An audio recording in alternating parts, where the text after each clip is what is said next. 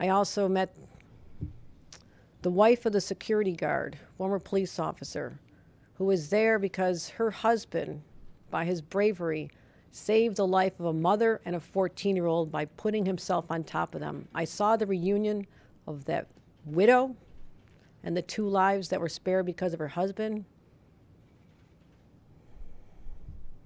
And those are just 2 examples of all the pain and the sorrow. I spoke about that half of the broken heart that is grieving. But the other half of that heart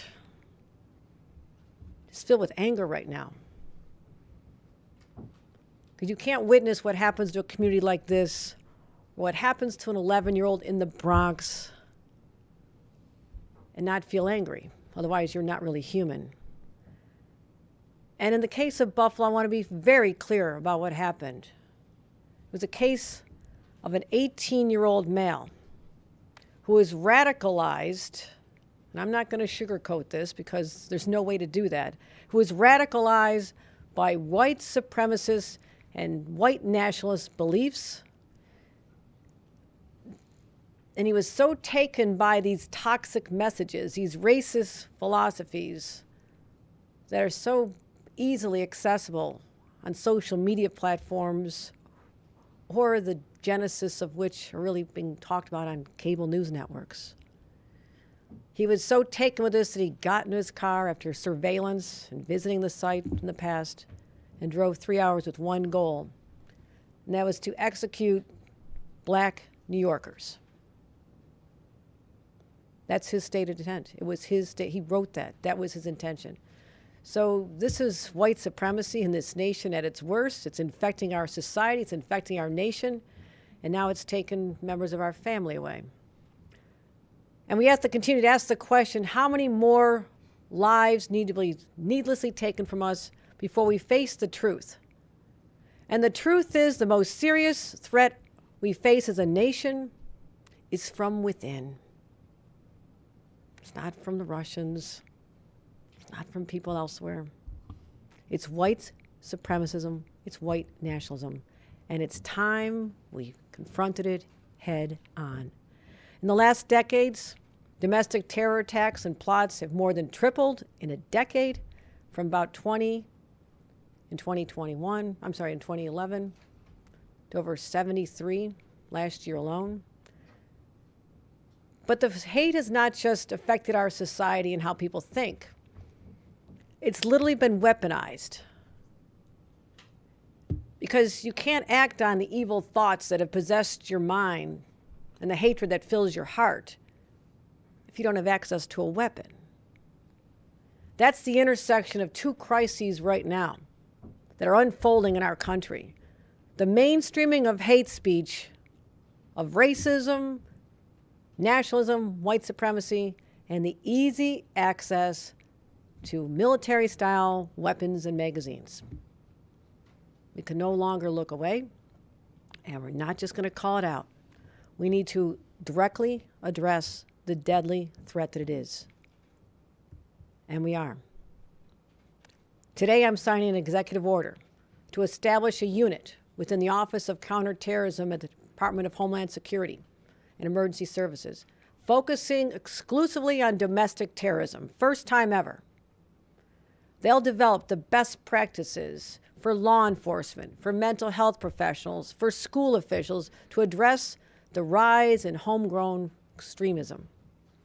And we'll make sure that they're trained to know how it occurs, where it occurs, and how to stop it.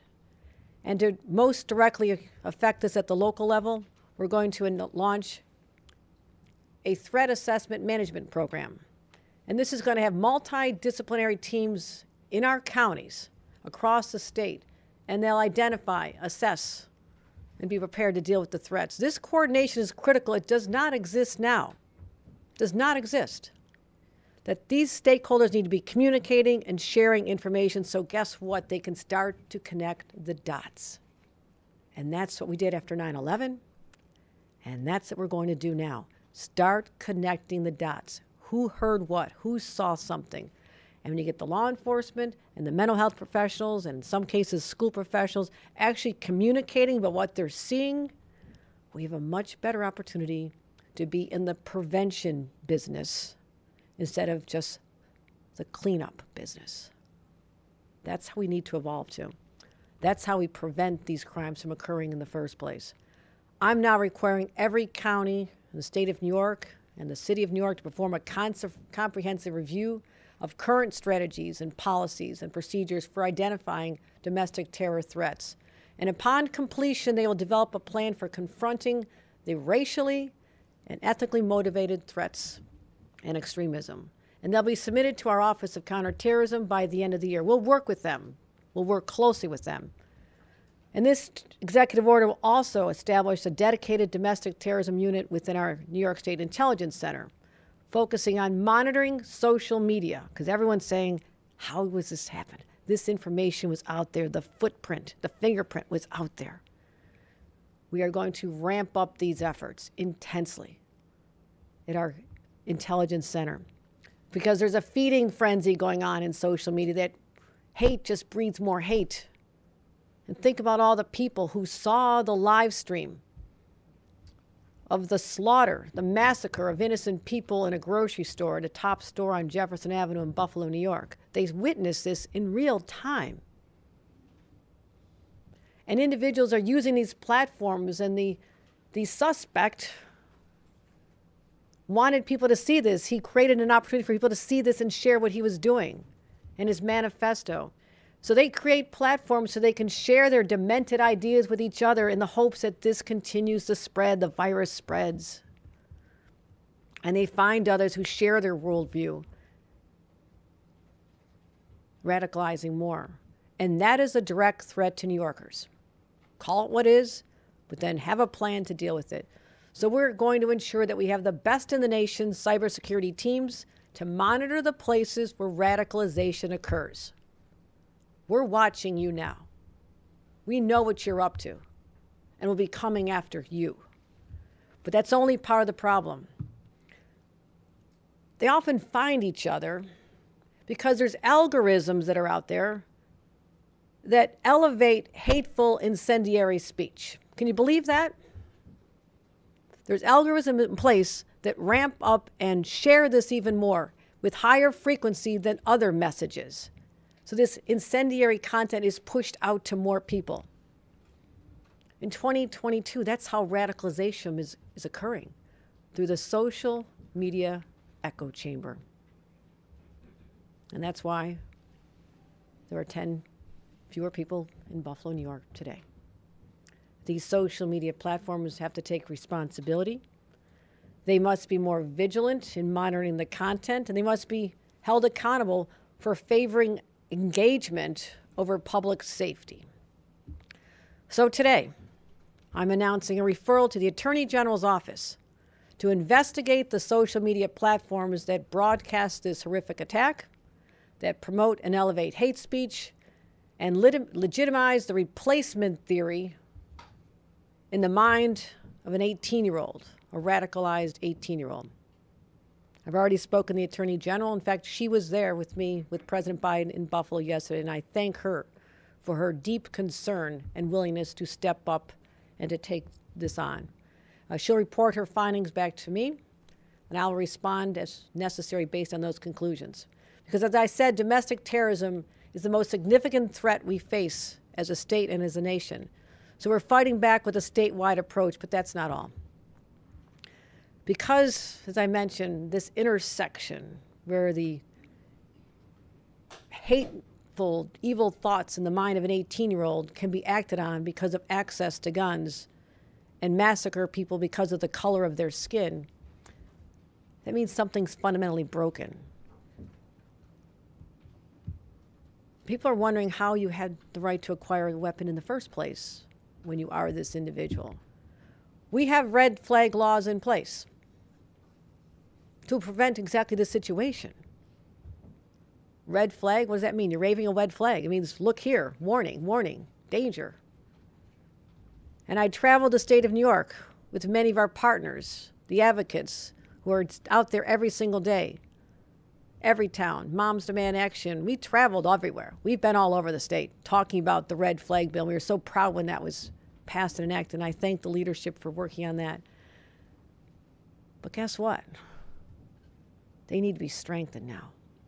We found a way they need to be made better. So today, I'll be signing an executive order requiring the state police to file an extreme risk order of protection under New York's red flag law when they believe that an individual is a threat to himself, herself, or others.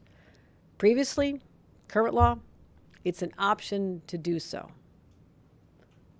And now it'll be a requirement.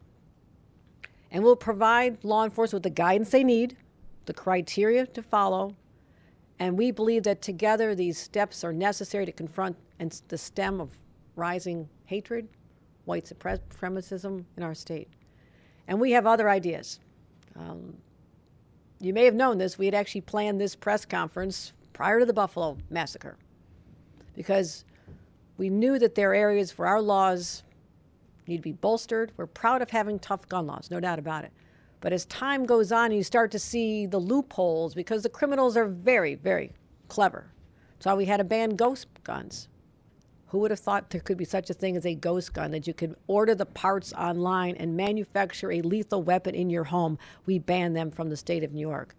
So I'm going to continue working over the next few days because we're coming down to the wire here with the end of session. I want to work closely with the legislature because they have a thoughtful approach to this as well. They are my partners, and I'm going to do that. But I know that there's more we can do. We need to further the red flag law. The executive order will deal with the state police. Working with the legislature, I believe that we can strengthen it at the local level as well, and I offer my hand in partnership to do just that.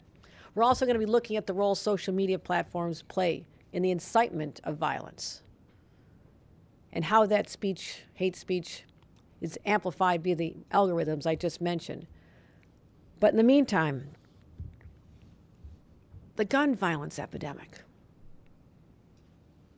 it's overtaken, it's overwhelming our nation. And that came to Buffalo, but it happens everywhere.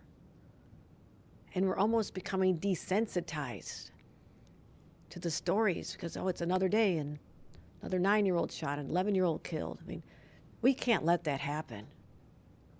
We can't let that happen. The reality is there's just more guns in this country than there are people. It's too easy for radicalized individuals to go out and acquire these weapons of war. We're not at war. This is not Afghanistan. I've been to Afghanistan. I've seen military-style weapons. I've been on the battlefield. I've seen the use in a military setting. But this is the United States of America. It's not a battlefield. It shouldn't be a battlefield. And in this great country, weapons designed for battlefields should not be used to execute people shopping for groceries or a birthday cake. Yes, we've called upon Washington for a nationwide response. Our advocates know this. Reverend Al knows this. Everybody knows this. It's been a long, long time. But yes, we have the toughest gun laws in our nation, but guess what? The gun the individual purchased in our state was legal. But what happened is that you can go literally across the border to Pennsylvania and buy a magazine with 30 bullets in it. And that's what happened. You can get the base gun here legally in the state of New York, go buy a high-capacity magazine, and just attach it. That's what happened.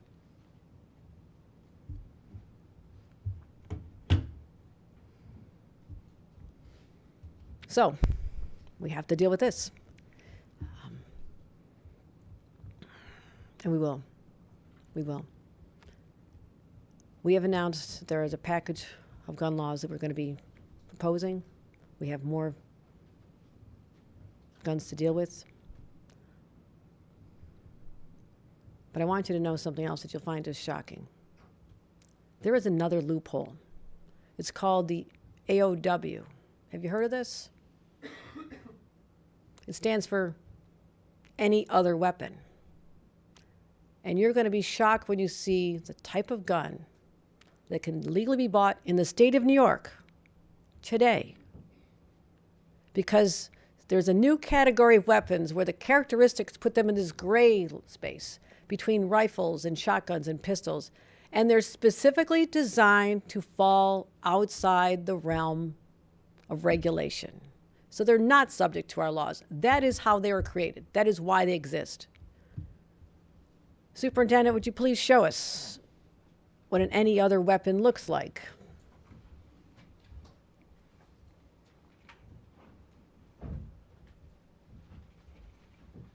Does anybody think this is a gun?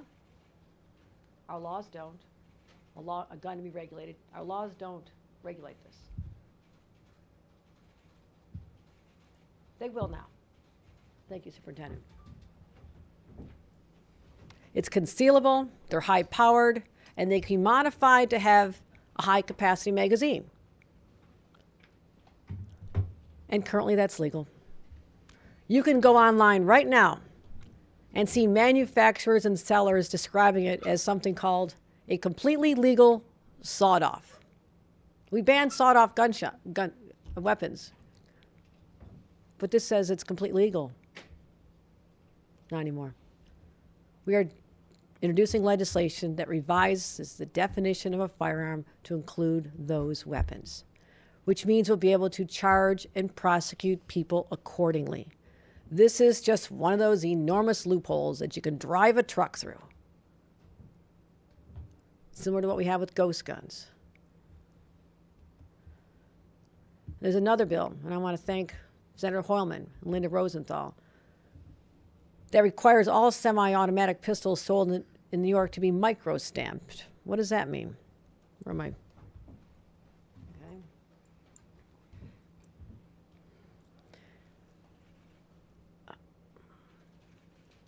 This is the type of bullet that was used to kill 10 people in Buffalo on Saturday afternoon. Okay.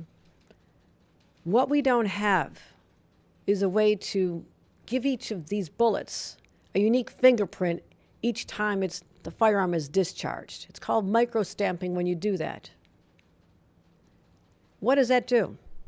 If you have the weapon outfitted to give a unique mark on this when it's discharged, it allows police to trace the bullets and casings that are left behind and link them back to the gun that fired them to help us identify who used the gun and if that gun was used in another crime. That's just common sense. We can do that here in the state of New York. We'll work with our legislature to get that done. Another bill, Amy Paulin, Senator Kavanaugh, thank you.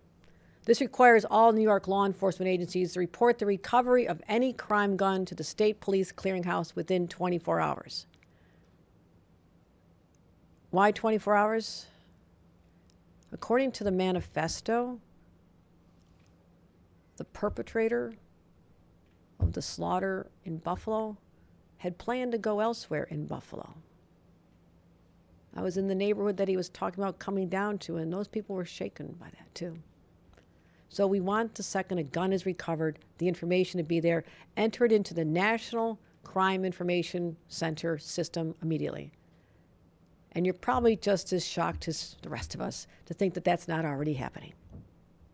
Thank you, Senator Kavanaugh, for bringing this to our attention. And what will happen is the results of a test fire will go to the National Integrated Ballistic Information Network and determine if it's been used in past crimes. That's how we start catching the perpetrators of the guns that are killing our kids on the streets. It'll go a long way toward our gun tracing efforts to make them more efficient and impactful. And it'll help the Gun Interdiction Task Force that I launched in January to help build on their progress. They have identified so many guns that have come through not just the iron pipeline, but we have 9 states. No other state has done this.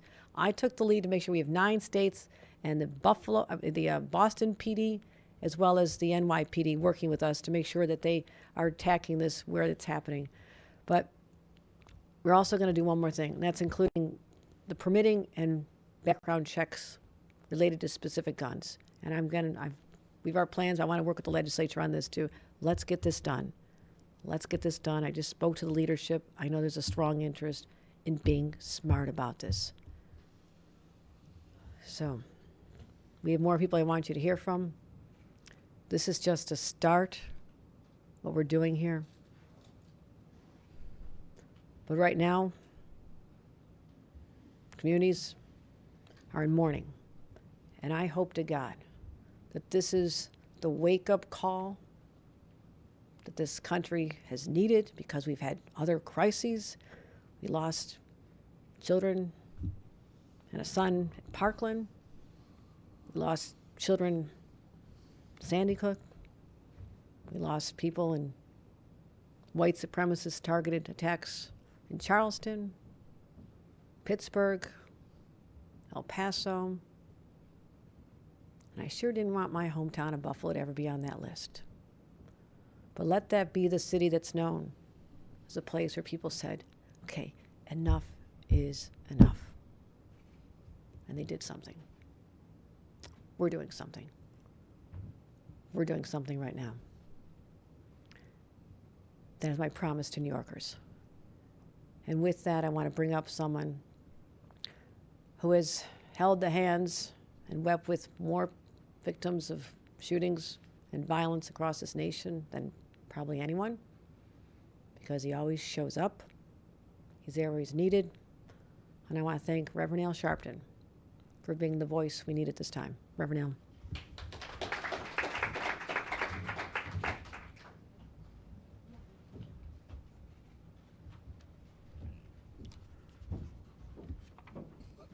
Thank you, Governor. Let me say, on tomorrow evening in Buffalo, the clergy has called a rally for healing that I will be the keynote speaker, and then on Friday will be the funeral of Mr. Patterson.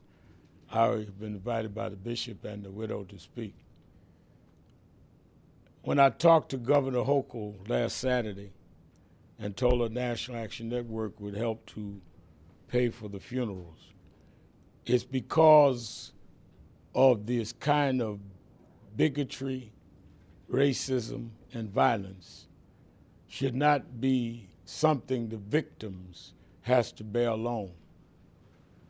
This has reached a proportion that is an existential threat to this country.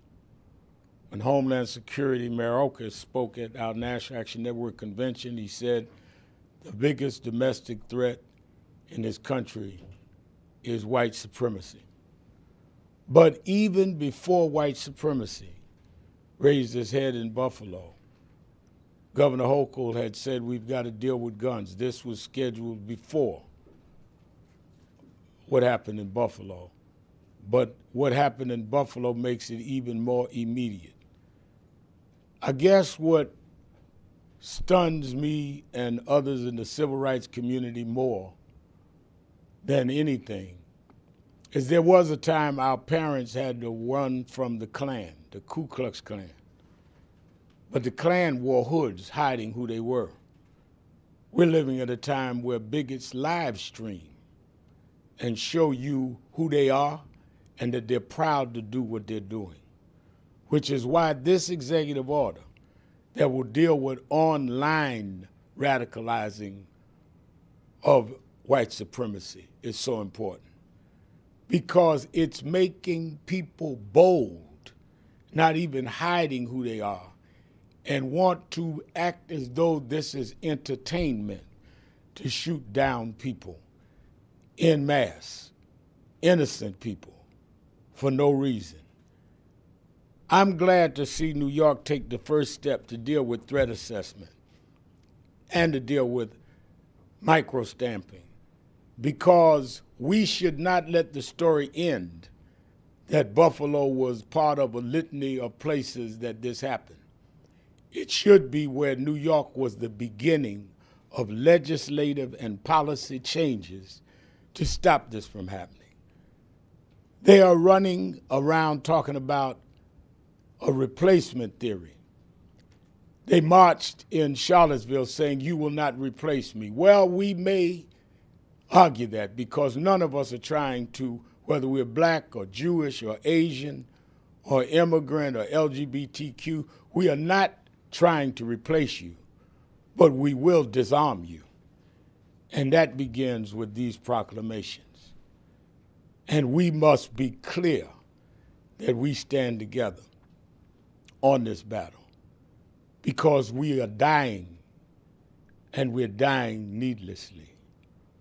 We must learn to live together in a safe society, even if we disagree, or we will continue to die apart being foolish.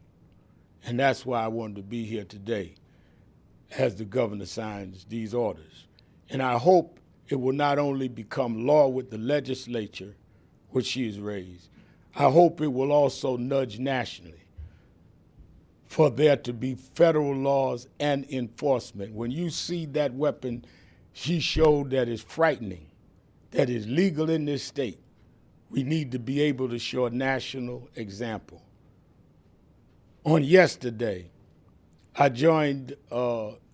Greenblatt, Jonathan Greenblatt of the Anti-Defamation League, and leaders of LULAC and the Latino community and others calling on the White House to do what we're starting in New York, and that is sit down and deal in a substantive way of how we deal with gun violence.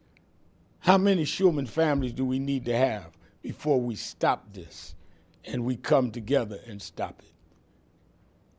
2 weeks after I did the eulogy at George Floyd's funeral, I did the eulogy at a funeral of a 1-year-old kid in Bed-Stuy who died from gang violence. He was playing and got in the way of a bullet guided toward someone else. This is not about just the color, it's about the culture, and it's about what we allow to romanticize and fantasize and then make a reality because they can get these weapons. We must take the tool out of the hands of criminals, out of the hands of bigots and racists. And we cannot say we want to fight white supremacists if we're not going to first disarm them. Yes, we need to teach them better, but you can't teach them until you take the guns out of their hands. And that's what today is all about. We are worse than in the time of the Klan, when people want to live stream doing massacres. And that's why I'm here with the governor today. Thank you.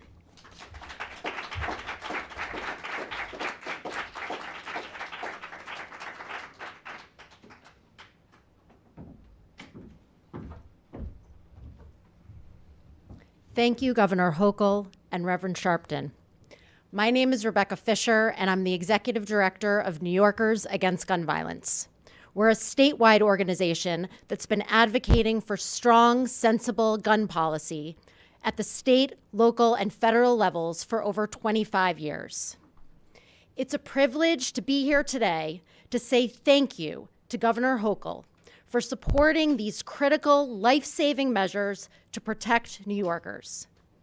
From Buffalo to Brooklyn, from Long Island to the Hudson Valley, our communities, large and small, have come together once again to grieve, to condemn white supremacy and gun violence, to disarm hate, and to demand action. Despite New York's strong gun laws, gun violence is a surging public health crisis in the state and across the country, a crisis that disproportionately impacts our Black and brown communities and other marginalized New Yorkers. During the COVID-19 pandemic, gun sales have spiked and gun violence has surged, nearly doubling since 2019. And while we continue to await strong federal action from Congress, there is more we must do to strengthen New York State's gun laws. And today, Governor Hochul is doing exactly that. The governor's executive actions and legislative proposals will prevent hate-motivated gun violence, mass shootings, suicide and domestic violence, and help address the gun trafficking crisis that's plaguing our communities. Microstamping technology and gun crime data will help solve crimes and also hold rogue gun dealers accountable. as easy access to guns continues to take lives across this country. We are so grateful that right now in New York, we have the leadership to pass gun safety measures that will protect us. Thank you, Governor Hochul, for honoring with action today. I also want to thank the state legislators for their leadership, the community leaders that do the work on the ground every single day, the faith leaders, the Schulman family, and also all of the members of the coalition that have worked hard on this legislation for years, including Everytown for Gun Safety, Moms Demand Action, my partners at Youth Over Guns, the Brady Campaign, the Giffords Law Center, and the Johns Hopkins Gun Violence Solution.